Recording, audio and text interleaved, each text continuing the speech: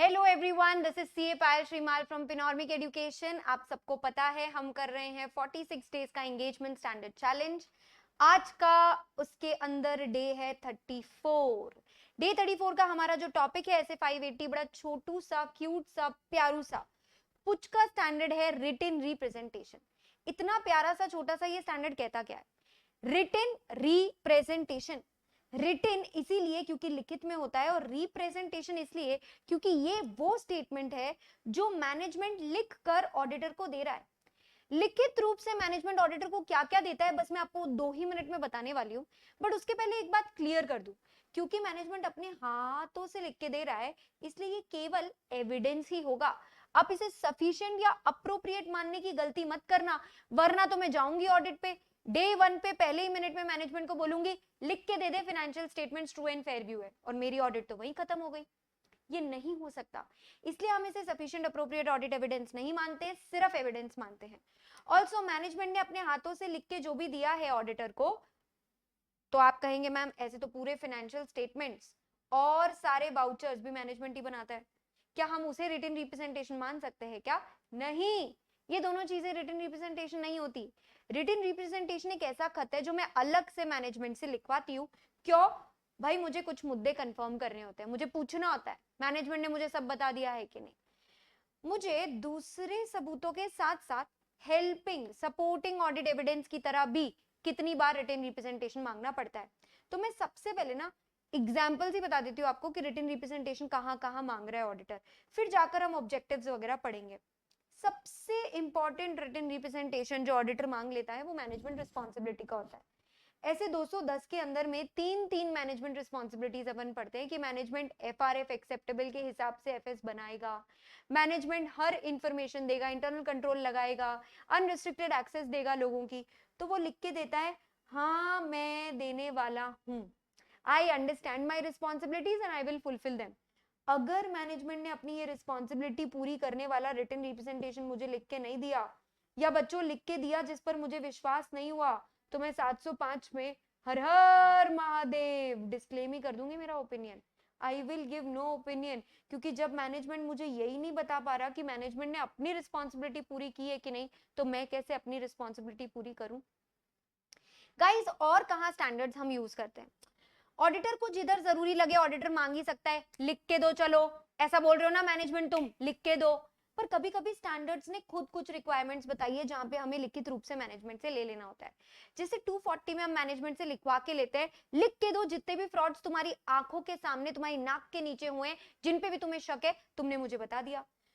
तुम 240 के अलावा 250 में भी तो ये करते हो। 250 के अंदर में भी हम लोग मांग लेते हैं रिटर्न में कि बता दो जितने भी केस लॉस तुम पे लग रहे हैं, जितने भी नॉन कंप्लायंसेस तुमने किए हैं, सब तुमने मुझे डिस्क्लोज कर दिए।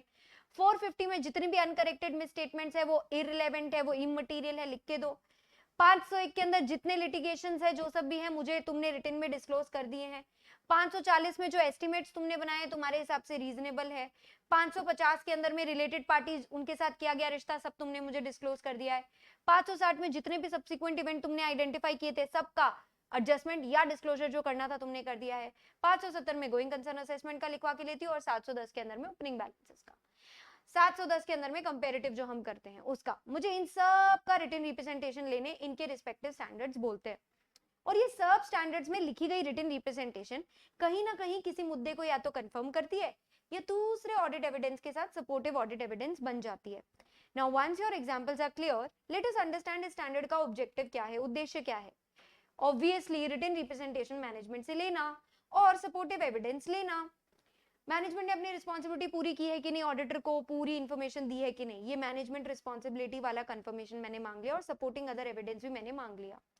इसके अलावा ये स्टैंडर्ड यही नहीं रुक जाता है, ये स्टैंडर्ड ये भी बात करता है व्हाट इफ मैनेजमेंट ने रिटन रिप्रेजेंटेशन दे दिया तो क्या, एंड व्हाट इफ नहीं दिया तो क्या। दे दिया तो देखो हम लोग चेक करेंगे कि सब चीजें ठीक से हुई है कि नहीं, और नहीं दिया तो भी हमारे पास बहुत इंपॉर्टेंट रिस्पॉन्सिबिलिटी आने वाली है। देखते हैं। सबसे पहले तो मैं आपको क्लियर कर दूं कि रिटन रिप्रेजेंटेशन कौन सी तारीख को लेना चाहिए। मान लीजिए आप अपनी ऑडिट रिपोर्ट को डेट कर चुके हैं 30 अप्रैल, तो बेटा आप पछताए हो क्या जब चिड़िया चुग गई खेत। 30 अप्रैल की तो तूने डेट साइन कर दी है रिपोर्ट में, क्या इसके बाद तुम मई महीने का रिटन रिप्रेजेंटेशन ले सकते हो? नहीं नहीं, बिल्कुल नहीं, बिल्कुल अलाउड नहीं है, यानी before the date of audit report ही होना चाहिए। अब मैम 30 अप्रैल को मैं साइन कर रही हूँ ऑडिट रिपोर्ट, तो ऐसा करें कि उसके पहले साल सितंबर महीने का रिटर्न रिप्रेजेंटेशन ले लेते हैं, या फिर जनवरी में लेके छोड़ देते हैं। अरे भाई जनवरी कहाँ और कहाँ अप्रैल, आप समझिए कि जनवरी के बाद फरवरी, मार्च, अप्रैल, ये सब महीने निकल जाते हैं। तो अगर मुझे 30 अप्रैल को साइन करना है ऑडिट रिपोर्ट, तो जितना हो सके उसके नजदीक ही मैं रिटन रिप्रेजेंटेशन लूं, क्योंकि जितना ताजा उतना रिलेवेंट, जितना ताजा उतना सही, जितना ताजा उतने कम बदलाव। क्योंकि बच्चों हम ऑडिट रिपोर्ट तक सब्सिक्वेंट इवेंट की भी तो रिटन रिप्रेजेंटेशन लेते हैं ना, तो इसलिए हम चाहते हैं जितना ऑडिट रिपोर्ट के नजदीक की डेट का रिटन एक लेटर मुझे मैनेजमेंट से मिल जाए, मुझे उतना विश्वास उस बात पर होगा। और यदि लिया है सितंबर अक्टूबर के महीने का, तो कोई बात नहीं, किसी भी स्पेसिफिक असर्शन के ऊपर आप दोबारा अपडेटेड रिटन रिप्रेजेंटेशन तो मैनेजमेंट से मांग ही सकते हैं। और मैम क्या रिटन रिप्रेजेंटेशन एक ही साल का होता है? नहीं बेटा, हो सकता है तेरी ऑडिट रिपोर्ट 3-4 सालों की हो, यानी ऑडिट रिपोर्ट के अंदर में हम कंपैरेटिव इन्फो पर भी कमेंट कर रहे हैं, तो जितने भी पीरियड्स ऑडिट रिपोर्ट में कवर्ड है मुझे सबके रिटन रिप्रेजेंटेशन इकट्ठे करने पड़ेंगे। और अगर मैनेजमेंट ने कोई प्रायर पीरियड में ही दे दिया था रिटन रिप्रेजेंटेशन, पिछले सालों का पिछले सालों में दिया था, तो मैं बस लिखवा के ले लूंगी कि रीअफर्म करो, वो आज भी अप्रोप्रिएट है, आज भी उनमें कोई गलती नहीं है।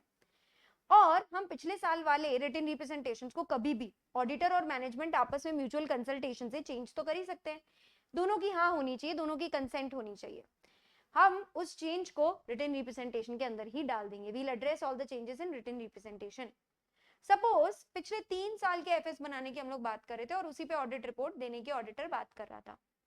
मान लेते हैं इस साल पूरी मैनेजमेंट बदल गई, मतलब पिछले 2 साल तो मैनेजमेंट कोई और थी, अब कोई और है। तो करंट मैनेजमेंट कहती है मैं तो पिछले साल वाले रिटन रिप्रेजेंटेशन दे ही नहीं पाऊंगी because I was not present in the previous preceding year. तो तू नहीं था, कोई और तो था। अब मैं एक्स के पास जाके एक्स मैनेजमेंट को जाके बोलूं कि आप रिटन रिप्रेजेंटेशन दो, वो थोड़ी ना मुझे देंगे। मतलब देखो सीधी सी बात है, तुम जानो तुम्हारा एक्स जाने, तुम लोग आपस में बैठ के सेटिंग कर लो कि क्या बातें थी, वो ठीक थी कि नहीं थी। मतलब ये कहने का ये मतलब है कि भाई अगर मैनेजमेंट बदल भी जाता है तो भी उनकी रिस्पॉन्सिबिलिटी एफएस को लेकर कम नहीं हो जाती है। इसलिए हमारी रिक्वायरमेंट जो है एज एन ऑडिटर कि भैया हमें तो रिटन रिप्रेजेंटेशन सारे पीरियड के लिए चाहिए, वो तो देखो ऐसी की ऐसे ही रहने वाली है, वो आज भी अप्लाई करती है और वो आगे भी अप्लाई करेगी, मतलब उसको झक मार के देनी ही पड़ेगी मुझे सारे पीरियड की रिटन रिप्रेजेंटेशन। डन। अब मैं आपको फाइनल 2 और चीजें करा देती हूं जहां पर अगर मैनेजमेंट हमें ना बोल देता है रिटन रिप्रेजेंटेशन देने को, या मैनेजमेंट जो हमें रिटन रिप्रेजेंटेशन देता है उस पर हमें शक है, तो हम क्या करेंगे। पहले मैं आपको बताती हूँ कि अगर मैनेजमेंट मना ही कर दे रहा है मुझे रिटन रिप्रेजेंटेशन देने को, कुछ तो गड़बड़ है सर, ऐसा फीलिंग तो आ ही रहा है। हम लेकिन शक करने से पहले एक मौका मैनेजमेंट को देंगे, बैठेंगे उनके साथ चर्चा करेंगे, क्यों भाई मैनेजमेंट क्यों नहीं देते हो हमें रिटन रिप्रेजेंटेशन। अब ऐसे में जो उनका जवाब होगा ना, सुनते वक्त शक कर लो उन पे बुरी तरीके से, उनकी इंटेग्रिटी पे, ईमान पे शक कर लो। और एक बार सामने वाले के ईमान पे शक हो गया तो रिलायबिलिटी पे शक होना ही है, यानी रिलायबिलिटी पे डाउट आ ही जाएगा हमारा। एनी विच वेज जैसे ही रिलायबिलिटी पे डाउट आता है हम लोग अप्रोप्रिएट एक्शन तो लेते ही हैं, लाइक इफेक्ट ऑन ओपिनियन, यानी हम लोग को हो सकता है डिस्क्लेमर देना पड़े क्योंकि सबूत मिला नहीं है, मुझे रिटन रिप्रेजेंटेशन पे भरोसा नहीं और मुझे दूसरे सबूत मिले नहीं है, तो हो सकता है मुझे डिस्क्लेम करना पड़ जाए। सिमिलरली अगर मेरे को शक हो रहा है रिटन रिप्रेजेंटेशन मैनेजमेंट ने दिया पर मुझे रिटन रिप्रेजेंटेशन की रिलायबिलिटी पे शक है, तो मैं क्या करूंगी। सबसे पहले तो this topic starts with first point कि अगर आपको मैनेजमेंट की इंटेग्रिटी, सामर्थ्य या एथिक्स पर शक है, कंसर्न है, तो सबसे पहले तो देखो क्या रिटन रिप्रेजेंटेशन रिलायबल है। सेकेंड पॉइंट, अगर रिटन रिप्रेजेंटेशन दूसरे सबूतों से उल्टा मिला, मतलब मैनेजमेंट लिख के दे रहा है कि कोई भी ऐसा लिटिगेशन नहीं है जो पेंडिंग है, और आपने रेगुलेटर का लेटर पढ़ लिया जहां पे उनके ऊपर चल रहा था इल्जाम, मैनेजमेंट ने कह दिया मैंने सारे फ्रॉड तुमको बता दिए और फिर उसके बाद तुम्हें कोई फ्रॉड मिला है, यानी तुम्हें दूसरे सबूत मिल रहे हैं जो रिटन रिप्रेजेंटेशन से अलग हैं, तो बेटा करो उस पे ऑडिट प्रोसीजर, क्योंकि या तो मैनेजमेंट झूठ बोल रहा है या वो दूसरा एविडेंस झूठ बोल रहा है, कोई तो झूठ बोल रहा है। अगर ऑडिट प्रोसीजर करने के बावजूद मैम ये मेरा मैटर अनरिजॉल्व ही रह रहा है, तो मुझे फिर से रिकंसिडर करना है कि क्या मैनेजमेंट की इंटेग्रिटी, कॉम्पिटेंस, एथिक्स कॉम्प्रोमाइज तो नहीं, मुझे फिर से उसका इफेक्ट रिटन रिप्रेजेंटेशन पे देखना है। फाइनली ये फोर्थ स्टेप में रिकंसिडर करने के बाद भी अगर आपका अनुमान यही रहता है कि भाई रिटन रिप्रेजेंटेशन रिलायबल नहीं है, आप इस कंक्लूजन पे पहुंचते हैं, तो फिर से आपको अप्रोप्रिएट एक्शन लेने होंगे, यानी इफेक्ट ऑन ओपिनियन और डिस्क्लेम करने का कर सकते हो। ठीक है, इसके साथ हमारा पूरा स्टैंडर्ड ऐसे 580 यहाँ पर होता है खत्म। हमारी 500 सीरीज को हम आज यहीं पर ताला लगाते हैं। इसके बाद हमारी 3 स्टैंडर्ड सीरीज बच गई है, 300 सीरीज, उसी के अंदर आपका 400 सीरीज आ जाता है। We are yet to be doing 600 series and उसके बाद में 800 सीरीज। तो करते हैं 46 डेज चैलेंज को कंप्लीट। ऑल द बेस्ट, साथ में बने रहें एंड कमेंट सेक्शन में जरूर अपने डाउट्स पूछें। Bye bye, take care.